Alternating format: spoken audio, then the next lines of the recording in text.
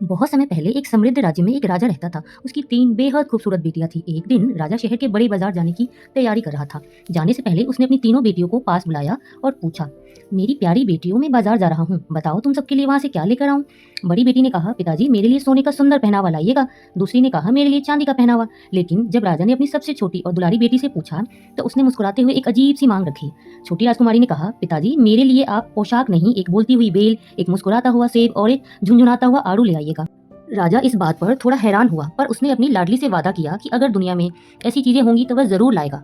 राजा बाजार पहुंचा। उसने बड़ी बेटियों के लिए सोने और चांदी के कपड़े तो खरीद लिए, लेकिन ढूंढने पर भी बोलती बेल, मुस्कुराता सेब या झुंझुनाता आड़ू नहीं मिला। उदास मन से राजा लौट रहा था कि अचानक उसका रथ एक गहरे कीचड़ में जा फंसा।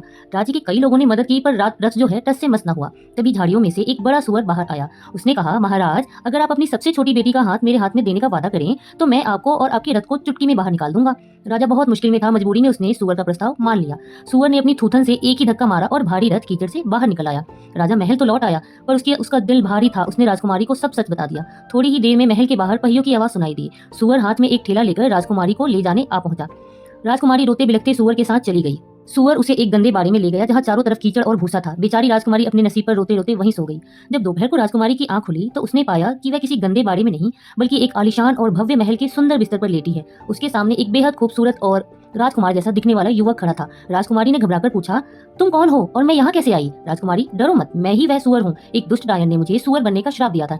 यह श्राप केवल तभी टूट सकता था जब कोई ऐसी राजकुमारी मुझे अपनाए जिसने बोलती बेल, मुस्कुराते सेब और झुंझुनाते आड़ू की इच्छा जताई हो। राजकुमार उसे महल के बगीचे में ले गया। वहाँ सचमुच अंगूर की बेलें बात कर रही थी, लाल लाल सेब मुस्कुरा रहे थे और आड़ू से मीठी झंझनाहट की धुन निकल रही थी। राजकुमारी की आंखों में खुशी के आंसू आ गए। उसने राजकुमार का प्रस्ताव स्वीकार कर लिया। पूरे राज्य में इस अनोखे विवाह का जश्न मनाया गया और वे दोनों हमेशा हमेशा के लिए खुशी खुशी रहने लगे। सच्ची इच्छा और सच्चे दिल के आगे कठिन से कठिन श्राप भी हार मान जाते हैं।